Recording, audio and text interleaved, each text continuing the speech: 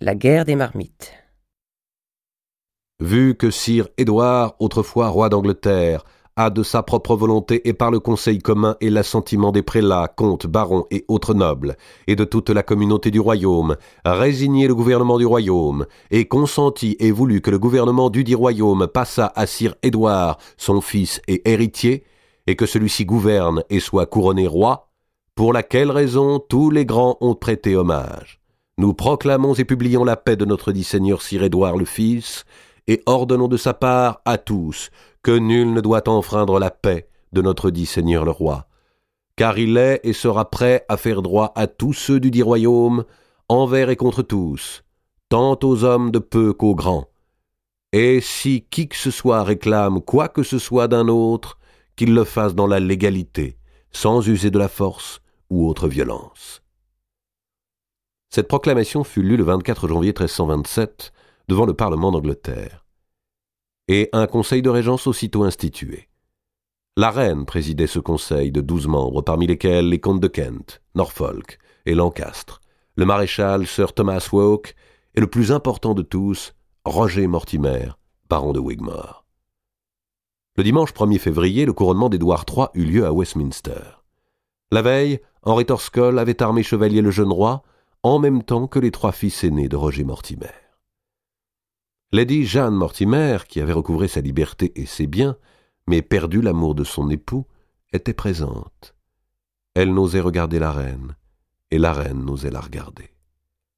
Lady Jeanne souffrait sans répit de cette trahison des 2 êtres au monde qu'elle avait le plus aimé et le mieux servi.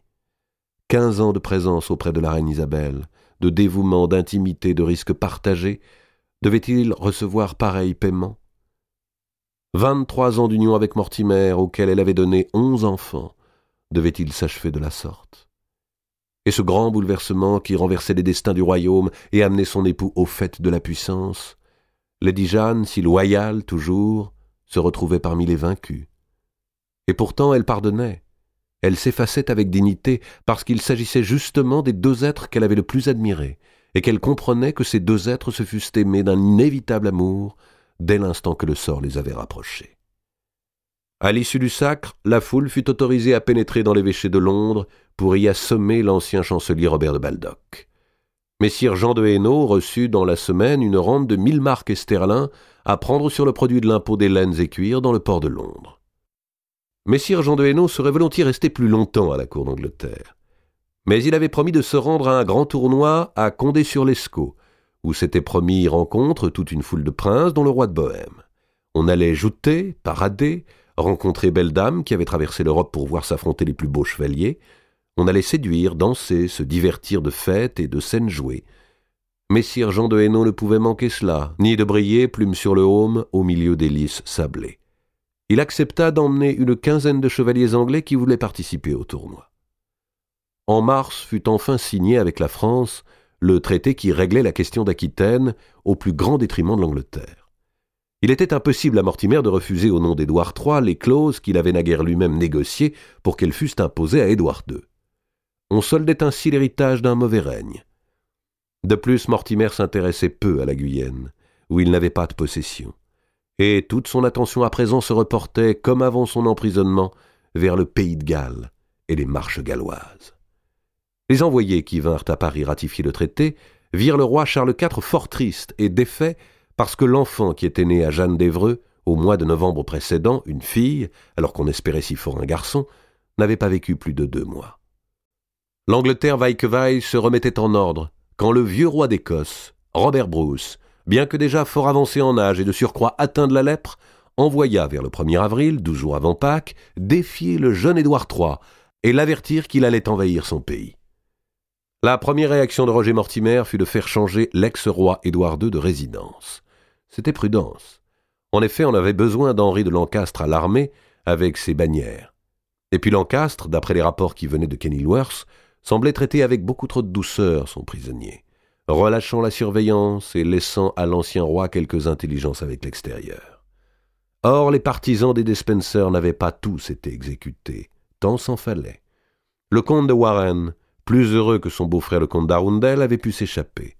Certains se terraient dans leur manoir, ou bien dans des demeures amies, attendant que l'orage fût passé, D'autres avaient fui le royaume. On pouvait se demander même si le défi lancé par le vieux roi d'Écosse n'était pas de leur inspiration. D'autre part, le grand enthousiasme populaire qui avait accompagné la libération commençait à décroître. De gouverner depuis 6 mois, Roger Mortimer était déjà moins aimé, moins adulé. Car il y avait toujours des impôts, et des gens qu'on emprisonnait parce qu'ils ne les payaient pas.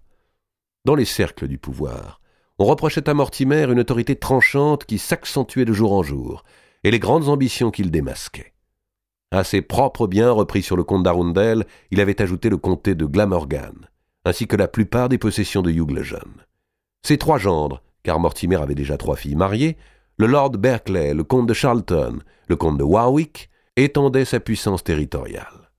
Reprenant la charge de grand juge de Galles, autrefois détenu par son oncle de Shirk, ainsi que les terres de celui-ci, il songeait à se faire créer comte des Marches, ce qui lui eût constitué à l'ouest du royaume une fabuleuse principauté quasi indépendante. Il avait en outre réussi à se brouiller déjà avec Adam Orleton. Ce dernier, dépêché en Avignon pour hâter les dispenses nécessaires au mariage du jeune roi, avait sollicité du pape l'important évêché de Worcester, vacant à ce moment-là. Mortimer s'était offensé de ce qu'Orleton ne lui eût pas demandé un agrément préalable, et avait fait opposition. Édouard II ne s'était pas comporté autrement envers le même Orleton pour le siège de Hereford. La reine subissait forcément le même recul de popularité. Et voilà la guerre qui se rallumait, la guerre d'Écosse, une fois de plus. Rien donc n'était changé. On avait trop espéré pour n'être pas déçu. Il suffisait d'un revers des armées, d'un complot qui fit évader Édouard II, et les Écossais, alliés pour la circonstance à l'ancien parti de Spencer, trouveraient là un roi tout prêt à remettre sur son trône et qui leur abandonnerait volontiers les provinces du Nord en échange de sa liberté et de sa restauration. Dans la nuit du 3 au 4 avril, l'ancien roi fut tiré de son sommeil et prié de s'habiller en hâte. Il vit entrer un grand cavalier dégingandé, osseux, aux longues dents jaunes, aux cheveux sombres et raides tombant sur les oreilles. « Où me conduit-on, Maltravers ?» dit Édouard avec épouvante en reconnaissant ce baron qu'il avait autrefois spolié et banni, et dont la tête fleurait l'assassinat. « Je te conduis, Plantagenet, en un lieu où tu seras plus en sûreté, et pour que cette sûreté soit complète, tu ne dois pas savoir où tu vas, afin que ta tête ne risque pas le confier à ta bouche. » Maltravers avait pour instruction de contourner les villes et de ne pas traîner en chemin. Le 5 avril, après une route faite tout entière au grand trot ou au galop, et seulement coupée d'un arrêt dans une abbaye proche de Gloucester, l'ancien roi entra au château de Berkeley pour y être remis à la garde d'un des gendres de Mortimer. L'host anglais, d'abord convoqué à Newcastle et pour l'Ascension, se réunit à la Pentecôte et dans la ville d'York. Le gouvernement du royaume avait été transporté là et le Parlement y tint une session, tout comme au temps du roi déchu, quand l'Écosse attaquait. Bientôt arrivèrent messire Jean de Hainaut et ses énuyers, qu'on n'avait pas manqué d'appeler à la rescousse. On revit donc, montés sur leurs gros chevaux roux, et tout fiévreux encore des grands tournois de Condé sur l'Escaut, les sires de Ligne, d'Anguin, de Mons et de Sarre, et Guillaume du Bailleul, Perceval de Semmery et Sens de Boussois, et Ulfar de Gistel, qui avait fait triompher dans les joutes les couleurs de Hainaut, et messire Thierry de Valcourt, Ras de Grès, Jean Pilastre, et les 3 frères de Harelbecq, sous les bannières du Brabant. Et encore des seigneurs de Flandre, du Cambrésis, de l'Artois, et avec eux le fils du marquis de Juliers. Jean de Hainaut n'avait eu qu'à les rassembler à Condé. On passait de la guerre au tournoi et du tournoi à la guerre. Ah, que de plaisir et de nobles aventures! Des réjouissances furent données à York en l'honneur du retour des Hainuyers. Les meilleurs logements leur furent affectés, on leur offrit fêtes et festins avec abondance de viande et de poulaille, les vins de Gascogne et du Rhin coulaient à barils percés. Ce traitement fait aux étrangers irrita les archers anglais, qui étaient 6 bons milliers, parmi lesquels nombre d'anciens soldats du feu comte d'Arundel, le décapité. Un soir, une rixe, comme il en survient banalement parmi des troupes stationnées, éclata pour une partie de dés entre quelques archers anglais et les valets d'armes d'un chevalier de Brabant. Les Anglais, qui n'attendaient que l'occasion, appellent leurs camarades à l'aide. Tous les archers se soulèvent pour mettre à mal les goujats du continent. Les Hainuyers courent à leur cantonnement, s'y retranchent. Leurs chefs de bannière, qui étaient à festoyer, sortent dans les rues, attirés par le bruit, et sont aussitôt assaillis par les archers d'Angleterre. Ils veulent chercher refuge dans leur logis, mais n'y peuvent pénétrer, car leurs propres hommes s'y sont barricadés. La voici, sans armes ni défense, cette fleur de la noblesse de Flandre. Mais elle est composée de solides gaillards. Messire Perceval de Sémery, Fastre des Rues et Sens de Boussois, s'étant saisis de lourds leviers de chêne trouvés chez un charron, s'adossent à un mur et assomment à eux trois une bonne 60aine d'archers qui appartenaient à l'évêque de Lincoln. Cette petite querelle entre alliés fit un peu plus de 300 morts. Les 6000 archers, oubliant tout à fait la guerre d'Écosse, ne songeaient qu'à exterminer les Énuyers. Messire Jean de Hainaut, outragé, furieux, voulait rentrer chez lui, à condition encore qu'on levât le siège autour de ses cantonnements. Enfin, après quelques pendaisons, les choses s'apaisèrent. Les dames d'Angleterre qui avaient accompagné leur mari à Lost firent 1000 sourires au chevalier de Hainaut, 1000 prières pour qu'ils restassent, et leurs yeux se mouillèrent. On cantonna les Énuyers à une demi-lieue du reste de l'armée, et 1 mois passa de la sorte, à se regarder comme chien et chat. Enfin, on décida de se mettre en campagne. Le jeune roi Édouard III, pour sa première guerre, s'avançait à la tête de 8000 armures de fer et de 30 000 hommes de pied. Malheureusement, les Écossais ne se montraient pas. Ces rudes hommes faisaient la guerre sans fourgon ni convoi. Leurs troupes légères n'emportaient pour bagage qu'une pierre plate accrochée à la selle et un petit sac de farine. Ils savaient vivre de cela pendant plusieurs jours, mouillant la farine à l'eau des ruisseaux et la faisant cuire en galettes sur la pierre chauffée au feu. Les Écossais s'amusaient de l'énorme armée anglaise, prenaient le contact, escarmouchaient, se repliaient aussitôt, franchissaient et repassaient les rivières, attiraient l'adversaire dans les marais, les forêts épaisses, les défilés escarpés. On errait à l'aventure entre la Tyne et les monts Cheviots. Un jour, les Anglais entendent une grande rumeur dans un bois où ils progressaient. L'alarme est donnée. Chacun s'élance, la visière baissée, l'écu au col, la lance au poing, sans attendre père, frère ni compagnon, et ceci pour rencontrer tout penaudement une harde de cerfs qui fuyaient affolés devant les bruits d'armure. Le ravitaillement devenait malaisé. Le pays ne produisait rien. Des marchands acheminaient péniblement quelques denrées qu'ils vendaient 10 fois leur valeur. Les montures manquaient d'avoine et de fourrage. Là-dessus, la pluie se mit à tomber sans désemparer pendant une grande semaine. Les panneaux de sel pourrissaient sous les cuisses. Les chevaux laissaient leurs ferrures dans la boue. Toute l'armée rouillait. Le soir, les chevaliers usaient le tranchant de leurs épées à tailler des branchages pour se construire des huttes. Et toujours, les Écossais restaient insaisissables. Le maréchal de Lost, Sir Thomas Walke, était désespéré. Le comte de Kent regrettait presque l'Aréole. Au moins là-bas, le temps était beau. Henri Torscoll avait des rhumatismes dans la nuque.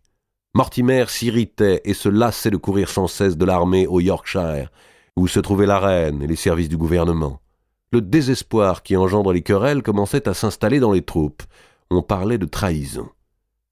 Un jour, tandis que les chefs de bannière discutaient très haut de ce que l'on n'avait pas fait, de ce que l'on aurait dû faire, le jeune roi Édouard III réunit quelques écuyers d'environ son âge et promit la chevalerie ainsi qu'une terre d'un revenu de 100 livres à qui découvrirait l'armée d'Écosse. Une vingtaine de garçons, entre 14 et 18 ans, se mirent à battre la campagne. Le premier qui revint se nommait Thomas de Rokesby. Tout haletant et épuisé, il s'écria « Sire Édouard, les Escots sont à 4 lieues de nous, dans une montagne où ils se tiennent depuis une semaine sans plus savoir où vous êtes, que vous ne savez où ils sont. » Aussitôt le jeune Édouard fit sonner les trompes, rassembler l'armée dans une terre qu'on appelait la Lande Blanche, et commanda de courir aux Écossais. Les grands tournoyeurs en étaient tout éberlués. Mais le bruit que faisait cette énorme ferraille, avançant par les montagnes, parvint de loin aux hommes de Robert Bruce. Les chevaliers d'Angleterre et de Hainaut, arrivant sur une crête, s'apprêtaient à dévaler l'autre versant lorsqu'ils aperçurent soudain toute l'armée écossaise, à pied et rangée en bataille, les flèches déjà encochées dans la corde des arcs. On se regarda de loin, sans oser s'affronter, car le lieu était mal choisi pour lancer les chevaux. On se regarda pendant 22 jours. Comme les Écossais ne semblaient pas vouloir bouger d'une position qui leur était si favorable, comme les chevaliers ne voulaient pas livrer combat dans un terrain où ils ne pouvaient pas se déployer, on demeura donc de part et d'autre de la crête, chaque adversaire attendant que l'autre voulût se déplacer. On se contentait d'escarmoucher la nuit, généralement, en laissant ces petites rencontres à la piétaille. Le plus haut fait de cette étrange guerre, que se livraient un octogénaire lépreux et un roi de 15 ans, fut accompli par l'Écossais Jacques de Douglas, qui, avec 200 cavaliers de son clan, fondit par une nuit de lune sur le camp anglais, renversa ce qui lui barrait passage en criant « Douglas, Douglas !» s'en vint couper 3 cordes à la tente du roi et tourna bride. De cette nuit-là, les chevaliers anglais dormirent dans leur armure. Et puis, Un matin, avant l'aurore, on captura 2 trompeurs de l'armée d'Écosse, 2 guetteurs qui vraiment semblaient vouloir qu'on les prît et qui, amenés devant le roi d'Angleterre, lui dirent « Sire, que cherchez-vous ici? Nos escortes sont retournées dans les montagnes. Et Sir Robert notre roi nous a dit de vous en avertir, et aussi qu'il ne vous combattrait plus pour cette année, à moins que vous ne le veniez poursuivre. » Les Anglais s'avancèrent, prudents, craignant un piège, et soudain furent devant 400 marmites et chaudrons de campement pendus en ligne, que les Écossais avaient laissés là pour ne point s'alourdir, ni produire de bruit dans leur retraite. Également on découvrit, formant un énorme tas, 5000 vieux souliers de cuir avec le poil dessus. Les Écossais avaient changé de chaussures avant de partir. Il ne restait, comme créatures vivantes dans ce camp, que 5 prisonniers anglais, tous nus, liés à des pieux, et dont les jambes avaient été brisées à coups de bâton. Poursuivre les Écossais dans leurs montagnes, à travers ce pays difficile, hostile, où l'armée, fort fatiguée déjà, aurait amené une guerre d'embuscade pour laquelle elle n'était pas entraînée, apparaissait comme une pure folie. La campagne fut déclarée terminée, on revint à York, et l'ost fut dissous. Mais Sir Jean de Hainaut fit le compte de ses chevaux morts ou hors d'usage et présenta un mémoire de 14 000 livres. Le jeune roi Édouard n'avait pas autant d'argent disponible dans son trésor et devait aussi payer les soldes de ses propres troupes. Alors, Messire Jean de Hainaut, ayant grand geste comme de coutume, se porta garant auprès de ses chevaliers de toutes les sommes qui leur étaient dues par son futur neveu. Au cours de l'été, Roger Mortimer, qui n'avait aucun intérêt dans le nord du royaume, bâcla un traité de paix. Édouard III renonçait à toute suzeraineté sur l'Écosse et reconnaissait Robert Bruce comme roi de ce pays, ce qu'Édouard II, tout le long de son règne, n'avait jamais accepté. En outre, David Bruce, fils de Robert, épousait Jeanne d'Angleterre, seconde fille de la reine Isabelle. Était-ce bien la peine, pour un tel résultat, d'avoir déchu de ses pouvoirs l'ancien roi qui vivait reclus à Berkeley?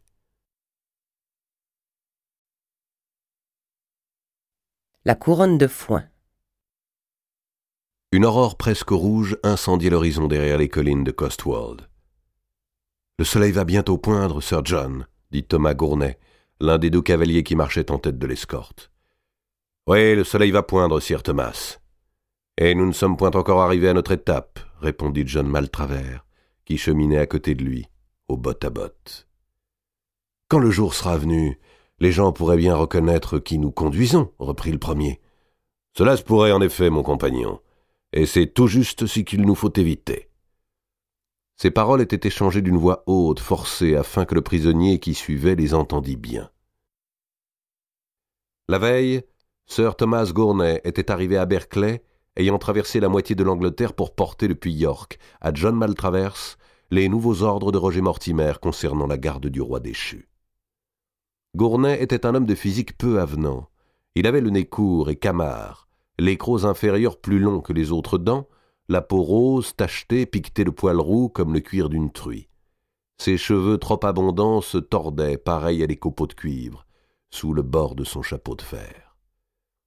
Pour seconder Thomas Gournay, et aussi pour le surveiller un peu, Mortimer lui avait adjoint Ogle, l'ancien barbier de la Tour de Londres. Au soir tombant, à l'heure où les paysans avaient déjà avalé leur soupe, la petite troupe quittant Berkeley s'était dirigée vers le sud à travers une campagne silencieuse et des villages endormis. Maltravers et Gournay chevauchaient en tête. Le roi allait encadré par une dizaine de soldats que commandait un officier subalterne du nom de Towerley. Colosse à petit front et d'une intelligence parcimonieusement mesurée, Towerley était un homme obéissant, bien utile pour les tâches qui réclamaient à la fois de la force et qu'on les exécutât en se posant un minimum de questions. Ogle fermait la marche en compagnie du moine Guillaume, lequel n'avait pas été choisi parmi les meilleurs de son couvent. Mais on pouvait avoir besoin de lui pour une extrême onction. Toute la nuit, l'ancien roi avait cherché vainement à deviner où on le conduisait. À présent, le jour paraissait. « Que faire, Sir Thomas, pour qu'on ne puisse point reconnaître un homme ?» reprit sentencieusement Maltravers. « Lui changer le visage, Sir John, je ne vois que cela, » répondit Gournay. « Il faudrait le barbouiller de goudron ou bien de suie. Ainsi les paysans croiraient que c'est un mort que nous accompagnons. Par malchance, nous n'avons pas de goudron. »« Alors on pourrait le raser ?» dit Thomas Gournay en appuyant sa proposition d'un lourd clin d'œil. Ah, voici la bonne idée, mon compagnon, d'autant que nous avons un bar bien dans notre suite. Le ciel nous vient en aide. Ogle, Ogle, approche donc. As-tu ton bassin, tes rasoirs? Je les ai, Sir John, pour vous servir, répondit Ogle en rejoignant les deux cavaliers. Alors, arrêtons-nous ici. Je vois un peu d'eau qui court dans ce ruisseau. Tout cela était depuis la veille concerté. La petite colonne fit halte. Gournay et Ogle mirent pied à terre. Gournay avait les épaules larges, les jambes très courtes et arquées. Ogle étendit une toile sur l'herbe du talus, y disposa ses ustensiles et se mit à aiguiser un rasoir, lentement, en regardant l'ancien roi. « Que voulez-vous de moi? Qu'allez-vous me faire ?» demanda Édouard II d'une voix angoissée. « Nous voulons que tu descendes de ton destrier, noble sire, afin que nous te fassions un autre visage. Voilà justement un bon trône pour toi, dit Thomas Gournay en désignant une taupinière qu'il écrasa du talon de sa botte. Allons, assieds-toi. Édouard obéit. Comme il hésitait un peu, Gournay le poussa à la renverse, et les soldats d'escorte éclatèrent de rire. En rond, vous autres, leur dit Gournay. Ils se disposèrent en cercle et le colosse Towerley se plaça derrière le roi afin de lui peser sur les épaules, s'il en était besoin. L'eau du ruisseau était glacée qu'à la puisée Ogle. « Mouille-lui la face !» dit Gournay. Le barbier lança tout le contenu du bassin d'un coup à la face du roi. Puis il commença de passer le rasoir sur les joues, sans précaution. Les touffes blondes tombaient dans l'herbe. Maltraverse était resté à cheval. Les mains appuyées au pommeau, les cheveux lui pendant sur les oreilles, il suivait l'opération en y prenant un évident plaisir. Entre deux coups de rasoir, Édouard s'écria « Vous me faites trop souffrir. Ne pourriez-vous pas au moins me mouiller d'eau chaude ?»« De l'eau chaude !» s'écria Gournay. « Voyez donc le délicat !» Et Ogle, rapprochant sa face ronde et blanchâtre du visage du roi, lui souffla de tout près « Et my lord Mortimer, quand il était à la tour de Londres, faisait-on chauffer l'eau de son bassin ?» Et puis il reprit sa tâche, à grands coups de lame. Le sang perlait sur la peau. De douleur, Édouard se mit à pleurer. « Ah, voyez l'habile homme !» s'écria Maltraverse. « Il a trouvé le moyen d'avoir quand même de l'eau chaude sur les joues !»« Je rase également les cheveux, Sir Thomas ?» demanda Ogle. « Certes, certes, les cheveux aussi !» répondit Gournay. Le rasoir fit tomber les mèches depuis le front jusqu'à la nuque. Au bout d'une dizaine de minutes, Ogle tendit à son patient un miroir d'étain. Et l'ancien souverain d'Angleterre y découvrit avec stupéfaction sa face véritable, enfantine et vieillotte à la fois, sous le crâne nu, étroit et allongé. Le long menton ne cachait plus sa faiblesse. Édouard se sentait dépouillé, ridicule, comme un chien tondu. « Je ne me reconnais pas, » dit-il. Les hommes qui l'entouraient se remirent à rire. « Ah, voilà qui est bien !» dit Maltravers du haut de son cheval. « Si toi-même tu ne te reconnais pas, ceux qui pourraient te chercher te reconnaîtront encore moins. Voilà ce qu'on gagne à vouloir s'évader !» Car telle était la raison de ce déplacement. Quelques seigneurs gallois, sous la conduite d'un des leurs, Rice ap Gruffydd, avaient organisé pour délivrer le roi déchu une conspiration dont Mortimer avait été prévenu.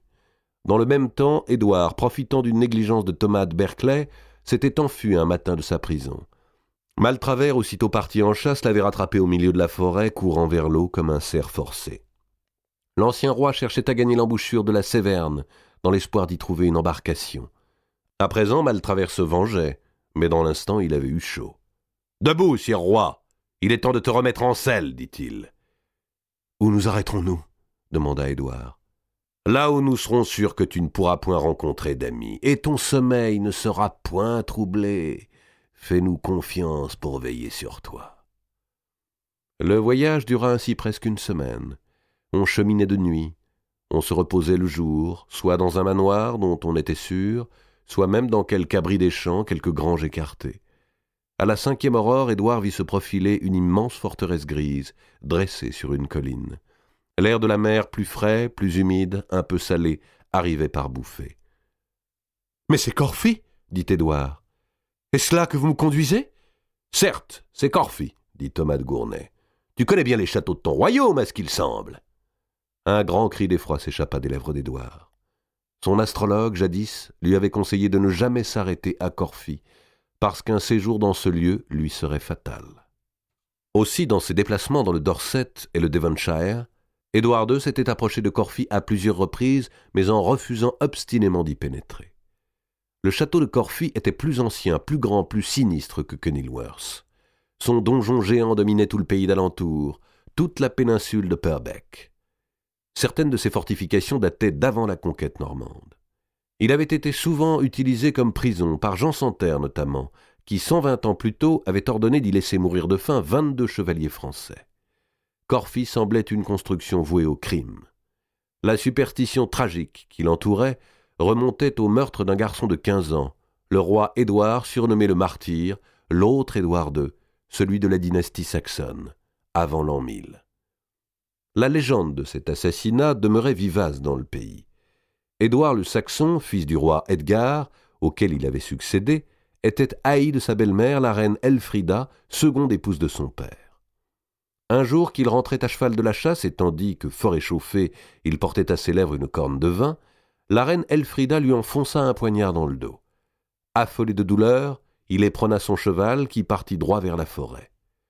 Le jeune roi, perdant son sang, chut bientôt de sa selle, mais son pied s'étant coincé dans l'étrier, la monture le traîna encore sur une grande distance, lui fracassant la tête contre les arbres. Des paysans, en suivant les traces de sang laissées dans la forêt, retrouvèrent son corps et l'inhumèrent en cachette. La tombe s'étant mise à produire des miracles, Édouard avait été plus tard canonisé. Même nom, même chiffre dans l'autre dynastie.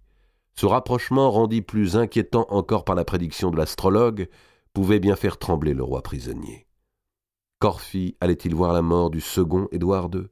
« Pour ton entrée dans cette belle citadelle, il te faut coiffer d'une couronne, mon noble sire, dit Maltravers. Towerley, va donc ramasser un peu de foin dans ce champ. » De la brassée d'herbes sèches que rapporta le colosse, Maltravers confectionna une couronne et la planta sur le crâne rasé du roi. Les barbes du foin s'enfoncèrent dans la peau. « Avance à présent et pardonne-nous de n'avoir point de trompette. » Un profond fossé, une enceinte, un pont-levis entre deux grosses tours rondes, une colline verte à escalader, un autre fossé, une autre porte, une autre herse, et au-delà encore des pentes herbues. En se retournant, on pouvait voir les petites maisons du village aux toits faits de pierres plates et grises, posées comme des tuiles. « Avance donc !» cria Maltravers en donnant à Édouard un coup de poing dans les reins. La couronne de foin vacilla. Les chevaux progressaient à présent dans des couloirs étroits, tortueux, pavés de galérons, entre d'énormes, d'hallucinantes murailles au sommet desquelles les corbeaux perchés côte à côte, frises noires bordant la pierre grise, regardaient à 50 pieds sous eux passer la colonne. Le roi Édouard II était certain qu'on allait le tuer. Mais il existe bien des manières de faire mourir un homme. Thomas Gournay et John Maltravers n'avaient pas ordre express de l'assassiner, mais plutôt de l'anéantir. Ils choisirent donc la manière lente. 2 fois le jour, d'affreuses bouillies de seigle étaient servies à l'ancien souverain, tandis que ses gardiens s'empiffraient devant lui de toutes sortes de victuailles. Et pourtant, à cette infecte nourriture comme aux moqueries et aux coups dont on le gratifiait, le prisonnier résistait. Il était singulièrement robuste de corps et même d'esprit. D'autres, à sa place, eussent facilement perdu la raison. Lui se contentait de gémir. Mais ces gémissements même témoignaient de son bon sens. « Mes péchés sont-ils si lourds qu'ils ne méritent ni pitié ni assistance ? Avez-vous perdu toute charité chrétienne, toute bonté ?» disait-il à ses geôliers. « Si je ne suis plus un souverain, je demeure pourtant père et époux. Comment puis-je faire encore peur à ma femme et à mes enfants? Ne sont-ils pas suffisamment satisfaits d'avoir pris tout ce qui m'appartenait? » « Et que te plains-tu, sire roi, de ton épouse? Madame la reine n'a-t-elle pas envoyé de beaux vêtements et de douces lettres que nous t'avons lues? »« Fourbe, fourbe, répondait Édouard. Vous m'avez montré les vêtements, mais vous ne me les avez point donnés, et vous me laissez pourrir dans cette mauvaise robe. Et les lettres, pourquoi cette méchante femme me les a-t-elle envoyées, sinon pour pouvoir feindre qu'elle m'a témoigné de la compassion?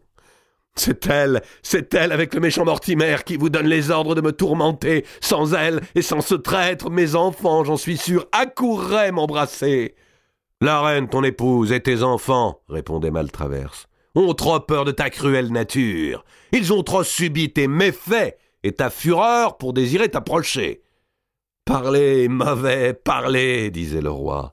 Un temps viendra où les tourments qui me sont infligés seront vengés. et il se mettait à pleurer, son menton nu enfoui dans ses bras. Il pleurait, mais il ne mourait point. Gournay et Maltravers s'ennuyaient à Corfy, car tous les plaisirs s'épuisent, même ceux qu'on prend à torturer un roi. Et puis Maltravers avait laissé sa femme Eva à Berkeley, auprès de son beau-frère.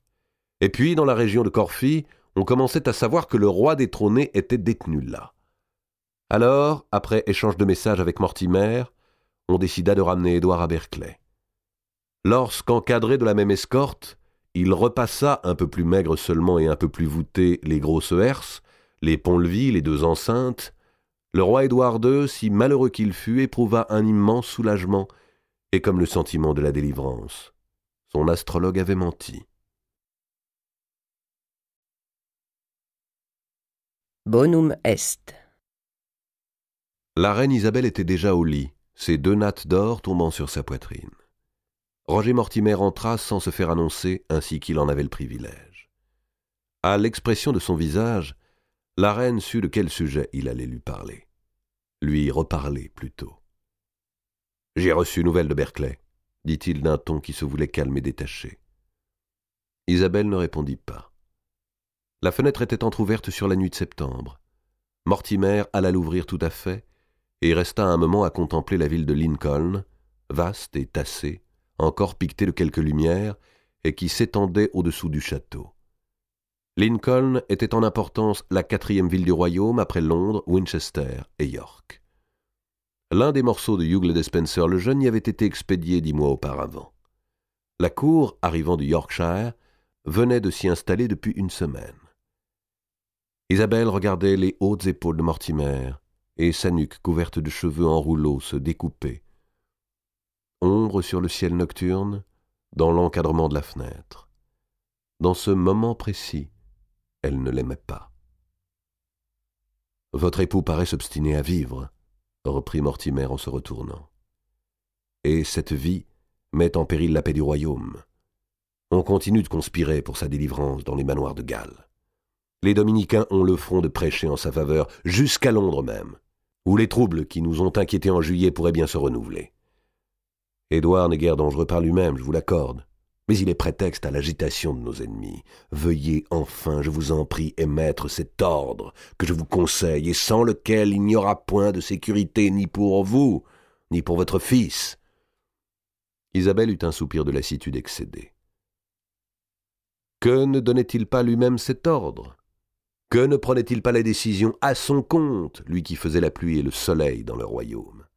« Gentil Mortimer, dit-elle calmement, je vous ai déjà répondu qu'on n'obtiendrait point cet ordre de moi. » Roger Mortimer ferma la fenêtre, il craignait de s'emporter. « Mais pourquoi la parfum ?» dit-il. « Avoir subi tant d'épreuves et couru si grand risque pour devenir à présent l'ennemi de votre propre sûreté ?» Elle secoua la tête et répondit « Je ne puis. J'aime mieux courir tous les hasards que d'en venir à cette issue. Je t'en prie, Roger, ne souillons pas nos mains de ce sang-là. » Mortimer eut un ricanement bref. « D'où te vient, répliqua-t-il, ce soudain respect du sang de tes ennemis ? Le sang du comte d'Arundel, le sang des Despencer, le sang de Baldock, tout ce sang-là qui coulait sur les places des villes. Tu n'en as pas détourné les yeux. J'avais même cru certaines nuits que le sang te plaisait assez. Et lui, le cher sire, n'a-t-il pas les mains les plus rouges que les nôtres pourront jamais l'être ? N'aurait-il pas volontiers versé mon sang et le tien si nous lui en avions laissé le loisir ? Il ne faut pas être roi, Isabelle, si l'on a peur du sang. Il ne faut pas être reine. Il faut se retirer dans quelque couvent, sous un voile de nonne, et n'avoir ni amour ni pouvoir. » Ils s'affrontèrent un moment du regard. Les prunelles couleur de silex brillaient trop fort sous les sourcils épais à la lueur des chandelles. La cicatrice blanche ourlait une lèvre au dessin trop cruel. Isabelle fut la première à baisser les yeux. « Rappelle-toi Mortimer qui t'a fait grâce autrefois, » dit-elle. « Il doit penser à présent que s'il n'avait pas cédé aux prières des barons, des évêques, à mes propres prières, et t'avait fait décapiter comme il en a ordonné de Thomas de Lancastre. »« Non point, non point. Je m'en souviens, et justement, je ne voudrais pas avoir à connaître un jour des regrets semblables aux siens. Je trouve cette compassion que tu lui portes bien étrange et bien obstinée. » Il prit un temps. « L'aimes-tu donc encore ?» ajouta-t-il. « Je ne vois point d'autre raison. » Elle haussa les épaules. C'est donc pour cela, dit-elle. Pour que je te fournisse une preuve de plus. Cette fureur de jaloux ne s'éteindra donc jamais en toi. Ne t'ai-je pas assez montré devant tout le royaume de France et tout celui d'Angleterre et devant mon fils même que je n'avais au cœur d'autre amour que le tien? Mais que me faut-il faire? Ce que je te demande est rien d'autre. Mais je vois que tu ne veux pas t'y résoudre. Je vois que la croix que tu te fis au cœur devant moi et qui devait nous allier en tout et ne nous donner qu'une volonté n'était pour toi que simulacre. Je vois bien que le destin m'a fait engager ma foi à une créature faible. Oui, un jaloux, voilà ce qu'il était. Régent tout-puissant, nommant aux emplois, gouvernant le jeune roi, vivant conjugalement avec la reine, et ceci aux yeux de tous les barons, Mortimer demeurait un jaloux. Mais a-t-il complètement tort de l'être? Pensa soudain Isabelle. Le danger de toute jalousie est de forcer celui qui en est l'objet à rechercher en lui-même s'il n'y a pas motif aux reproches qu'on lui adresse. Ainsi s'éclairent certains sentiments auxquels on n'avait pas pris garde. Comme c'est étrange. Isabelle était sûre de haïr Édouard autant que femme pouvait. Elle ne songeait à lui qu'avec mépris, dégoût et rancune à la fois. Et pourtant, le souvenir des anneaux échangés, du couronnement, des maternités, les souvenirs qu'elle gardait non pas de lui, mais d'elle-même, le souvenir simplement d'avoir cru qu'elle l'aimait, c'était tout cela qui la retenait à présent. Il lui semblait impossible d'ordonner la mort du père des enfants qu'elle avait mis au monde. Et il m'appelle la louve de France. Le saint n'est jamais aussi saint, ni le cruel jamais aussi complètement cruel que les autres le croient. Et puis Édouard, même déchu, était un roi. Qu'on l'eût dépossédé, dépouillé, emprisonné, n'empêchait pas qu'il fût personne royale. Et Isabelle était reine elle-même, et formée à l'être. Toute son enfance, elle avait eu l'exemple de la vraie majesté royale, incarnée dans un homme qui, par le sang et le sacre, se savait au-dessus de tous les autres hommes et se faisait connaître pour tel. Attenter à la vie d'un sujet, fût-il le plus grand seigneur du royaume, n'était jamais qu'un crime, mais l'acte de supprimer une vie royale comportait un sacrilège, et la négation du caractère sacerdotal, divin, dont les souverains étaient investis. Et cela, Mortimer, tu ne peux le comprendre car tu n'es pas roi, et tu n'es pas né d'un roi. Elle s'aperçut trop tard qu'elle venait de penser tout haut. Le baron des Marches, le descendant du compagnon de Guillaume le Conquérant, le grand juge du pays de Galles, prit rudement le coup. Il recula de 2 pas, s'inclina.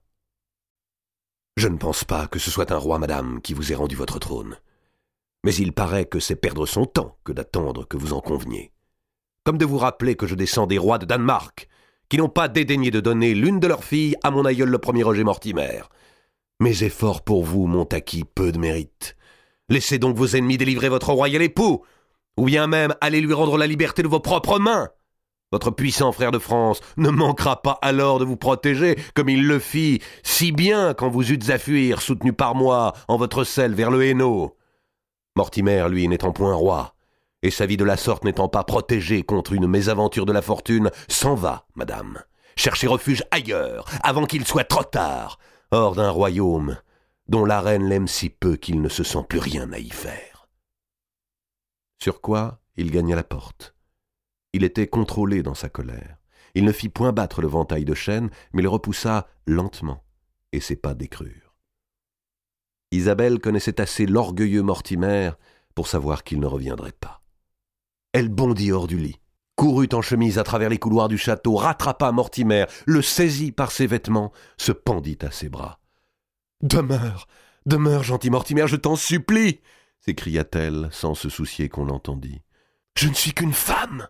J'ai besoin de ton conseil et de ton appui. Demeure, demeure de grâce et agis ainsi que tu crois. » Elle était en larmes et s'appuyait, se blottissait contre ce torse, ce cœur sans lequel elle ne pouvait vivre. « Je veux ce que tu veux, » dit-elle encore. Les serviteurs, attirés par le bruit, étaient apparus et tout aussitôt se dissimulaient, gênés d'être témoins de cette querelle d'amants. « Tu veux vraiment ce que je veux ?» demanda-t-il en prenant le visage de la reine entre ses mains. « Alors garde !» cria-t-il. « Qu'on aille me quérir aussitôt, monseigneur Orleton. » Depuis quelques mois, Mortimer et Adam Orleton se battaient froid. Leur brouille stupide avait pour cause cet échevêché de Worcester, attribué à Orleton par le pape, tandis que Mortimer le promettait à un autre candidat. Que Mortimer n'avait-il su que son ami souhaitait cet évêché? Mais à présent, sa parole engagée, il ne pouvait plus se dédire. Le Parlement, saisi de la question à York, avait décrété la confiscation des revenus du diocèse de Worcester. Halton, qui donc n'était plus évêque de Hereford, et ne l'était pas non plus de Worcester, jugeait bien ingrat l'homme qui l'avait fait évader de la tour. L'affaire demeurait en débat, et Halton continuait de suivre la cour dans ses déplacements. « Mortimer, quelque jour, aura de nouveau besoin de moi, se disait-il, et alors il cédera. » Ce jour, ou plutôt cette nuit, était arrivé. Halton le comprit aussitôt qu'il eut pénétré dans la chambre de la reine. Isabelle, recouchée, gardait les traces de larmes sur le visage. Mortimer marchait à grands pas autour du lit. Pour qu'on se gênât si peu devant le prélat, il fallait que l'affaire fût grave. « Madame la reine, déclara Mortimer, considère avec raison à cause des menées que vous savez que la vie de son époux met en péril la paix du royaume, et elle s'inquiète que Dieu tarde tant à le rappeler à lui. » Adam Halton regarda Isabelle, Isabelle regarda Mortimer, puis ramena les yeux vers l'évêque et fit un signe d'assentiment. Halton eut un bref sourire, non de cruauté, ni même vraiment d'ironie, plutôt une expression de pudique tristesse. « Madame la reine se voit placée dans le grand problème qui se pose toujours à ceux qui ont la charge des États, répondit-il. Faut-il, pour ne point détruire une seule vie, risquer d'en faire périr beaucoup d'autres? Mortimer se tourna vers Isabelle et dit « Vous entendez ?» Il était fort satisfait de l'appui que lui porta l'évêque et regrettait simplement de ne pas avoir trouvé lui-même cet argument. « C'est de la sauvegarde des peuples qu'il s'agit là, » reprit Halton. « Et c'est à nous, évêques, qu'on s'adresse pour éclairer les volontés divines. Certes, les saints commandements nous interdisent de hâter toute fin, mais les rois ne sont pas hommes ordinaires, et ils s'acceptent eux-mêmes des commandements lorsqu'ils condamnent à mort leurs sujets. Je croyais toutefois, my lord, que les gardiens que vous aviez nommés autour du roi déchu allaient vous épargner de vous poser cette question. »« Les gardiens paraissent avoir épuisé leurs ressources, » répondit Mortimer. « Et ils n'agiront pas plus avant sans avoir reçu des instructions écrites. » Halton hocha la tête, mais ne répondit point. « Or, un ordre écrit, » poursuivit Mortimer, « peut tomber en d'autres mains que celles auxquelles il est destiné. Il peut également fournir une arme à ceux qui ont à l'exécuter contre ceux qu'il donne. Me comprenez-vous » Halton sourit à nouveau.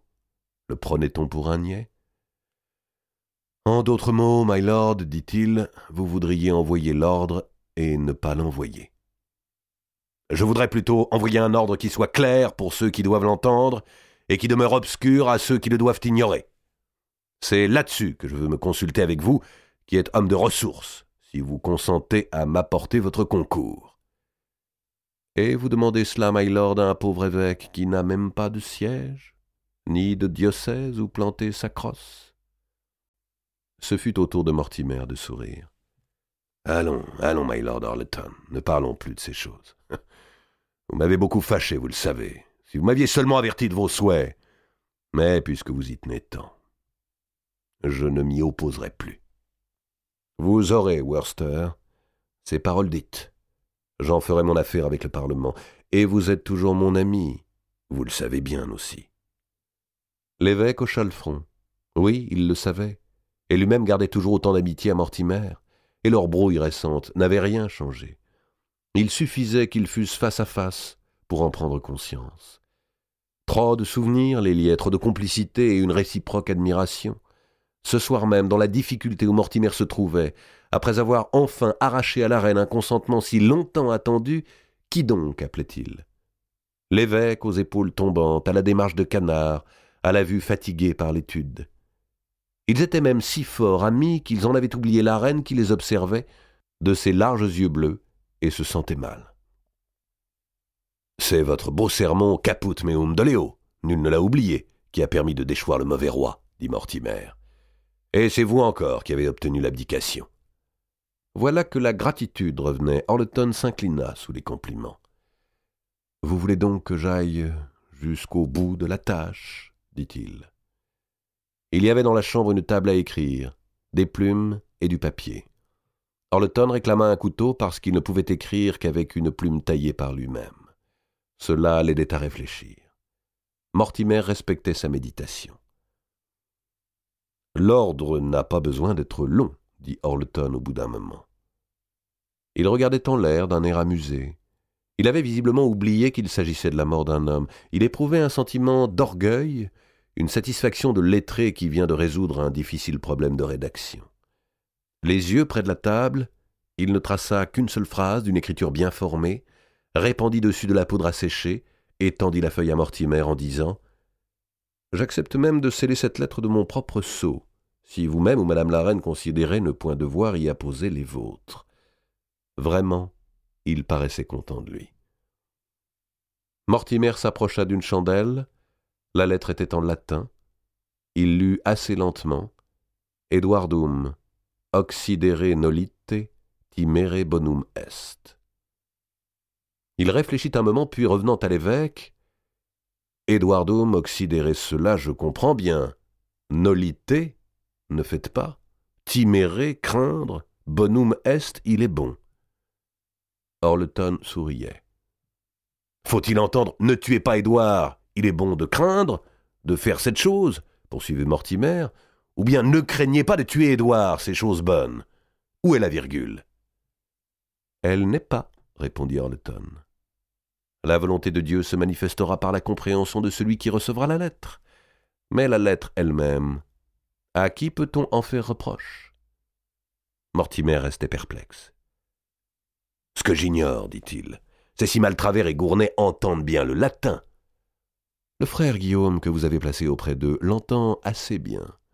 Et puis le messager pourra transmettre de bouche, mais de bouche seulement, que toute action découlant de cet ordre devra demeurer sans trace. »« Et vraiment, demanda Mortimer, vous êtes prêt à y apposer votre propre sceau ?»« Je le ferai, dit Orleton. » C'était vraiment un bon compagnon. Mortimer le raccompagna jusqu'au bas de l'escalier, puis remonta à la chambre de la reine. « Gentil Mortimer, lui dit Isabelle, ne me laissez point dormir seule cette nuit. » La nuit de septembre n'était pas si froide qu'elle dût grelotter autant. Le fer rouge. Comparé aux forteresses démesurées de Kenilworth ou de Corfy, Berkeley peut être regardé comme un petit château. Ses pierres de teinte rose, ses dimensions humaines ne le rendent en rien effrayant. Il communique directement avec le cimetière qui entoure l'église et où les dalles, en quelques années, se couvrent d'une petite mousse verte, fine comme un tissu de soie. Thomas de Berkeley, assez brave jeune homme que n'animait aucune férocité à l'égard de son semblable, ne possédait pas de raison toutefois de se montrer bienveillant à l'excès envers l'ancien roi Édouard II, qu'il avait tenu 4 ans en prison à Wallingford, en compagnie de son père Maurice, mort pendant cette détention. En revanche, tout l'incitait au dévouement envers son puissant beau-père Roger Mortimer, dont il avait épousé la fille aînée en 1320, qu'il avait suivi dans la révolte de 1322 et auquel il devait sa délivrance l'année précédente. Thomas recevait la considérable somme de 100 shillings par jour pour la garde et l'hébergement du roi déchu. Ni sa femme Marguerite Mortimer, ni sa sœur Eva, l'épouse de John Maltravers, n'étaient non plus de mauvaises personnes. N'aurait-il eu affaire qu'à la famille Berkeley, Édouard II eût trouvé le séjour acceptable. Par malheur, il lui fallait subir les 3 tourmenteurs, le Maltravers, le Gournay et leur barbier Ogle. Ceux-ci ne laissaient pas de répit à l'ancien roi. Ils avaient l'esprit fécond en cruauté et ils se livraient à une sorte de compétition, rivalisant d'invention et de raffinement dans le supplice. Maltravers avait imaginé d'installer Édouard à l'intérieur du keep, dans un réduit circulaire de quelques pieds de diamètre, au centre duquel s'ouvrait un ancien puits maintenant asséché. Aucune margelle n'entourait le puits. Il eût suffi d'un faux mouvement pour que le prisonnier tombât dans cette oubliette. Aussi Édouard devait-il rester constamment attentif. Cet homme de 44 ans, mais qui maintenant en paraissait plus de 60, demeurait là, gisant sur une brassée de paille, le corps collé contre la muraille, ou ne se déplaçant qu'en rampant. Et lorsqu'il s'assoupissait, il se réveillait aussitôt tout en sueur, craignant de s'être approché du vide. À ce supplice de la peur, Gournay en ajouta un autre, celui de l'odeur. Il faisait ramasser dans la campagne des charognes de bêtes puantes, blaireaux pris au terrier, renards, putois, et aussi les oiseaux morts, bien pourris, que l'on jetait dans le puits, afin que la pestilence qu'il dégageait infestât le peu d'air dont disposait le prisonnier. « Voilà de la bonne venaison pour le crétin !» disaient les 3 tortionnaires, chaque matin, quand ils voyaient arriver la cargaison de bêtes mortes. Eux-mêmes n'avaient pas le nez très fin, car ils se tenaient ensemble ou à tour de rôle dans une petite pièce en haut de l'escalier du keep, et qui commandait le réduit où s'anémiait le roi. D'écœurantes bouffées venaient parfois jusqu'à eux, mais c'était alors l'occasion de grosses plaisanteries. « Ce qu'il peut puer, le gâteux !» s'écriaient-ils, en abattant leur cornet à dés et en lampant leur pot de bière. Le jour où leur parvint la lettre d'Adam Orleton, ils se concertèrent longuement. Le frère Guillaume leur avait traduit la missive, sans hésiter le moins du monde sur son sens véritable, mais en leur faisant apprécier l'habile ambiguïté de la rédaction. Les 3 méchants s'en étaient frappés les cuisses pendant un quart d'heure en se répétant « Bonne mest, ah ah, bonne mest !» et en se tordant de rire. Le chevaucheur un peu obtus qu'on leur avait dépêché avait fidèlement délivré son message oral, sans trace. C'était là-dessus précisément qu'ils se consultaient. « Ils ont vraiment d'étranges exigences, ces gens de la cour, évêques et autres lords, » dit Maltravers. « Ils vous commandent de tuer et que cela ne se voit pas. » Comment procéder? Le poison laissait les corps noirs. Et puis, le poison, il fallait s'en fournir auprès de gens qui pouvaient parler. La strangulation, la marque du lacet demeure autour du cou et la face reste toute bleue. Ce fut Ogle, l'ancien barbier de la Tour de Londres, qui eut le trait de génie. Thomas Gournay apporta au plan proposé quelques perfectionnements. Et Maltravers rit bien fort, découvrant les gencives en même temps que les dents. « Il sera puni par où il a péché !» s'écria-t-il. L'idée lui semblait vraiment astucieuse. « Mais il nous faudra bien être 4, pour le moins, » dit Gournay. « Berkeley devra nous prêter la main. »« Ah, tu sais comment est mon beau-frère, Thomas !» répondit Maltravers. « Il touche ses 5 livres la journée, mais il a le cœur sensible, il serait plus gênant qu'utile. »« Le gros Towerley, pour la promesse de quelques shillings, nous aidera volontiers, » dit Ogle. « Et puis il est si bête que même s'il parle, personne ne le croira. » On attendit le soir. Gournay fit préparer aux cuisines un excellent repas pour le prisonnier, avec un pâté moelleux, de petits oiseaux rôtis sur broche, une queue de bœuf en sauce. Édouard n'avait pas fait pareil souper depuis les soirées de Kenilworth chez son cousin Torscoll. Il fut tout étonné, un peu inquiet d'abord, puis réconforté par cette chair inhabituelle. Au lieu de lui jeter une écuelle qu'il devait loger au bord de la fosse puante, on l'avait installé dans la petite pièce attenante sur une escabelle, ce qui lui semblait un confort miraculeux. Et il dégustait ces mets dont il avait presque oublié le goût. On ne lui ménageait pas le vin non plus, un bon vin claret que Thomas de Berkeley faisait venir d'Aquitaine. Les 3 geôliers assistaient à cette ripaille en échangeant des clins d'œil. « Il n'aura même pas le temps de le digérer », souffla Maltravers à Gournay. Le colosse Towerley se tenait dans la porte qui l'obstruait complètement. « Voilà, on se sent mieux à présent, n'est-il pas vrai, my lord ?» dit Gournay, quand l'ancien souverain eut terminé son repas. « Maintenant, on va te conduire dans une bonne chambre où tu trouveras un lit de plumes. » Le prisonnier au crâne rasé, au long menton tremblant, regarda ses gardiens avec surprise. « Vous avez reçu de nouveaux ordres ?» demanda-t-il. Son ton était plein d'humilité craintive. « Ah oui, pour sûr, on a reçu des ordres et l'on va bien te traiter, my lord, » répondit Maltravers. « On t'a même commandé du feu, là où tu vas dormir, parce que les soirées commencent à fraîchir, n'est-ce pas, Gournay? Et c'est la saison qu'il veut, on est déjà fin septembre. » On fit descendre au roi les 3 escaliers, puis traverser la cour herbue du keep, puis remonter de l'autre côté dans la muraille. Ces geôliers avaient dit vrai. Ils le menaient à une chambre, pas une chambre de palais, bien sûr, mais une bonne pièce, propre et passée à la chaux, avec un lit à gros matelas de plumes et un brasero plein de tisons ardents. Il faisait presque trop chaud. Le vin, la chaleur, le roi déchu sentait la tête lui tourner un peu. Suffisait-il donc d'un bon repas pour reprendre espérance? Quels étaient les nouveaux ordres, et pourquoi lui témoignait-on tant d'égards soudain? Une révolte dans le royaume, peut-être? Mortimer tombé en disgrâce, ou simplement le jeune roi s'était inquiété enfin du sort de son père, et avait exigé qu'on le traitât de façon humaine? Mais si même il y avait une révolte, si même tout le peuple s'était soulevé en sa faveur, jamais Édouard n'accepterait de reprendre son trône, jamais. Il en faisait serment à Dieu. Parce que roi de nouveau, il recommencerait à commettre des fautes. Il n'était pas fait pour régner. Un calme couvent, voilà tout ce qu'il souhaitait. Et pouvoir se promener dans un beau jardin, être servi de mets à son goût, prier aussi. Et puis se laisser repousser la barbe et les cheveux, à moins qu'il ne gardât la tonsure. Quelle négligence de l'âme et quelle ingratitude que de ne pas remercier le Créateur de ces simples choses qui suffisent à rendre une vie agréable, une nourriture savoureuse, une chambre chaude. Il y avait un tisonnier dans le poêle à braise. « Étends-toi donc, my lord, la couche est bonne, tu verras, » dit Gournay. Et de fait, le matelas était doux.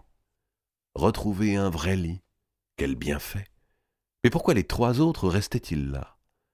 Maltravers était assis sur une escabelle, les cheveux pendant sur les oreilles, les mains entre les genoux, et regardait le roi. Gournay tisonnait le feu. Le barbier Ogle tenait une corne de bœuf à la main et une petite scie. « Dors, sire Édouard. Ne t'occupe pas de nous, nous avons à travailler, » insista Gournay. « Que fais-tu, Ogle » demanda le roi. « Tu tailles une corne pour boire ?»« Non, my lord, pas pour boire. Je taille une corne, voilà tout. » Puis, se tournant vers Gournay et marquant une place sur la corne avec l'ongle du pouce, le barbier dit « Je crois que c'est la bonne longueur, ne pensez-vous pas ?» Le rouquin au visage de truie regarda par-dessus son épaule et répondit « Ouais, cela doit convenir. Bonum est. » Puis il se remit à éventer le feu. La scie criait sur la corne de bœuf. Quand celle-ci fut partagée, le barbier entendit la partie effilée à Gournay, qui la prit, l'examina et enfonça le tisonnier rouge. Une âcre odeur s'échappa qui d'un coup empesta la pièce. Le tisonnier ressortit par la pointe brûlée de la corne. Gournay le remit au feu. Comment voulait-on que le roi dormît avec tout ce travail autour de lui? Ne l'avait-on éloigné de l'oubliette aux charognes que pour l'enfumer à présent avec de la corne brûlée? Soudain, Maltravers, toujours assis et toujours regardant Édouard, lui demanda « Ton Despenser que tu aimais tant, avait-il la parure solide ?» Les 2 autres s'esclaffèrent à cause de ce nom prononcé. Édouard sentit comme un déchirement dans son esprit et comprit que ces gens allaient l'exécuter sur l'heure. Se préparait-il à lui infliger le même et atroce traitement qu'à Hugh le jeune? « Vous n'allez pas faire cela! Vous n'allez pas me tuer !» s'écria-t-il, s'étant brusquement redressé sur son lit. « Nous? Te tuer, sire Édouard !» dit Gournay sans même se retourner. « Qui pourrait te faire croire cela? Nous avons des ordres, bonum est. Bonum est. » « Allons, recouche-toi, » dit Maltravers. Mais Édouard ne se recouchait pas. Son regard, dans sa tête toute chauve et amaigrie, allait comme celui d'une bête piégée, de la nuque rousse de Thomas Gournay au long visage jaune de Maltravers et aux joues poupines du barbier. Gournay avait ressorti le tisonnier du feu et en examinait l'extrémité incandescente. « Towerley !» appela-t-il. « La table !» Le colosse qui attendait dans la pièce voisine entra soulevant une lourde table. Maltravers alla refermer la porte et y donna un tour de clé. Pourquoi cette table, cette épaisse planche de chêne qu'on posait ordinairement sur des tréteaux? Il n'y avait pas de tréteau dans la pièce, et parmi tant de choses étranges qui se passaient autour du roi, cette table tenue à bout de bras par un géant devenait l'objet le plus insolite, le plus effrayant. Comment pouvait-on tuer avec une table? Ce fut la dernière pensée claire qu'eut le roi. « Allons !» dit Gournay, faisant un signe à Ogle. Ils s'approchèrent chacun d'un côté du lit, se jetant sur Édouard, le tournèrent pour le mettre à plat ventre. « Ah, les gueux! Ah, les gueux !» cria-t-il. « Non, vous n'allez pas me tuer !» Ils s'agitaient, se débattaient, et Maltravers était venu leur prêter la main, et il n'était pas trop de 3, et le géant Towerley ne bougeait pas. « Towerley, la table !» cria Gournay. Towerley se rappela ce qu'on lui avait commandé. Il avança et laissa tomber l'énorme planche en travers des épaules du roi. Gournay releva la robe du prisonnier, abaissa les braies dont l'étoffe usée se déchira. C'était grotesque, misérable, un fondement ainsi exposé, mais maintenant, les assassins n'avaient plus le cœur à rire. Le roi, à demi assommé par le cou et suffocant sous la table qui l'enfonçait dans le matelas, se débattait, ruait. Que d'énergie il lui restait. « Towerley, tiens-lui les chevilles !»« Mais non, pas ainsi, tiens-les écartées !» ordonna Gournay. Le roi était parvenu à sortir sa nuque dénudée de dessous la planche et tournait le visage de côté pour prendre un peu d'air. Maltravers lui pesa des 2 mains sur la tête. Gournay se saisit du tisonnier et dit « En gueule, enfonce la corne, à présent !» Le roi Édouard eut un sursaut d'une force désespérée quand le fer rouge lui pénétra dans les entrailles. Le hurlement qu'il poussa, traversant les murs, traversant le keep, passant par-dessus les dalles du cimetière, alla réveiller les gens jusque dans les maisons du bourg. Et ceux qui entendirent ce long, ce lugubre, cet effroyable cri, eurent dans l'instant même la certitude qu'on venait d'assassiner le roi. Le lendemain matin, les habitants de Berkeley montèrent au château pour s'informer. On leur répondit qu'en effet l'ancien roi était trépassé dans la nuit, soudainement, en jetant un grand cri. « Venez donc le voir, mais oui, approchez !» disaient Maltravers et Gournay aux notables et au clergé. « On fait présentement sa toilette mortuaire. Qu'on entre! Tout le monde peut entrer !» Et les gens du bourg constatèrent qu'il n'y avait aucune marque de coup, aucune plaie, aucune blessure sur ce corps qu'on était en train de laver et qu'on ne cherchait nullement à leur dissimuler. Thomas Gournay et John Maltravers se regardaient. Ça avait été une brillante idée que cette corne de bœuf pour enfoncer le tisonnier à travers. Vraiment une mort sans trace. Dans ce temps si inventif en matière d'assassinat, ils pouvaient s'enorgueillir d'avoir découvert là une parfaite méthode. Ils étaient inquiets seulement du départ inopiné de Thomas de Berkeley, avant l'aube, sous le prétexte, avait-il fait dire par sa femme, d'une affaire qui l'appelait dans un château voisin. Et puis Towerley, le colosse au petit crâne, réfugié aux écuries depuis plusieurs heures, pleurait, assis par terre. Gournay, dans la journée, partit à cheval pour Nottingham, où se trouvait la reine, afin d'annoncer à celle-ci le trépas de son époux. Thomas de Berkeley resta éloigné une bonne semaine, et se montra en divers lieux d'alentour, essayant d'accréditer qu'il n'avait pas été dans son château au moment de la mort. Il eut à son retour la mauvaise surprise d'apprendre que le cadavre était toujours chez lui. Aucun des monastères voisins ne s'en voulait charger. Berkeley dut garder son prisonnier en bière pendant tout un mois, durant lequel il continua de percevoir ses 100 shillings quotidiens. Tout le royaume maintenant connaissait la mort de l'ancien souverain. D'étranges récits, mais qui n'étaient guère éloignés de la vérité, circulaient, et l'on chuchotait que cet assassinat ne porterait bonheur ni à ceux qui l'avaient accompli, ni à ceux, si hauts qu'ils fussent, qui l'avaient ordonné. Enfin, un abbé vint prendre livraison du corps au nom de l'évêque de Gloucester, qui acceptait de le recevoir dans sa cathédrale. La dépouille du roi Édouard II fut mise sur un chariot recouvert d'une toile noire. Thomas de Berkeley et sa famille l'accompagnèrent, et les gens des environs suivirent en cortège. À chaque halte que fit le convoi de mille en mille, les paysans plantèrent un petit chêne. Après 600 ans écoulés, certains de ces chênes sont toujours debout et projettent des places d'ombre noires sur la route qui va de Berkeley à Gloucester.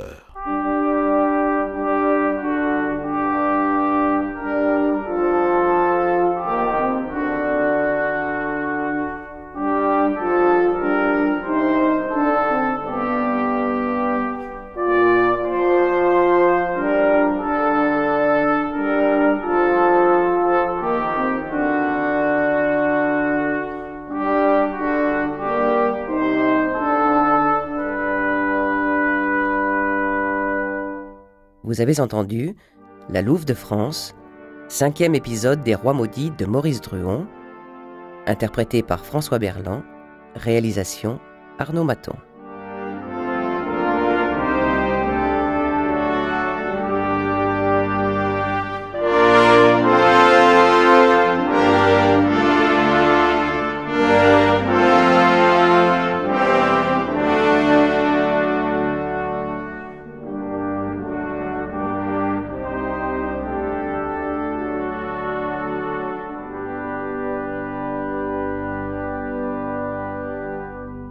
C'est une production Livraphone avec l'aimable autorisation de Monsieur Maurice Druon.